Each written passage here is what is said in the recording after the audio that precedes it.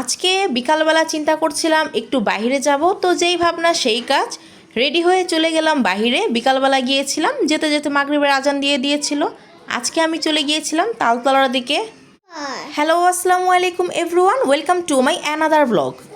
আজকে আমি, আমার বোন এবং আমার বোনের ননদ তিনজনে মিলে গিয়েছিলাম শর্মা কিংয়ে। শর্মা কিংয়ে যাওয়ার পরে ওনারা আমাদেরকে ওয়েলকাম ড্রিঙ্কস দিয়েছিল। আজকে দুপুরবেলা বাসা থেকে খাওয়া দাওয়া করে বের হইনি, কারণ ভেবেছিলাম একেবারে শর্মা কিংয়ে যেই খাওয়া দাওয়া করে নিব।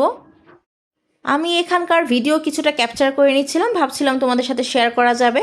আর এদিকে এটা ছিল আমার ভাগ্নি, ও বলছিল যে মাম্মা তোমার ভিডিওতে আমাকে একটু নিও, আজকে একটু ঢং করছিল এই আর কি। তো ভাবলাম আচ্ছা আমার ভিডিওতে আজকে ওকে একটু নেওয়া যাক, তাই ওর কিছু ভিডিও আমি ক্যাপচার করে নিয়েছিলাম। আর এখানে আমরা খাবার অর্ডার করার পরে খাবারগুলো চলে এসেছিল।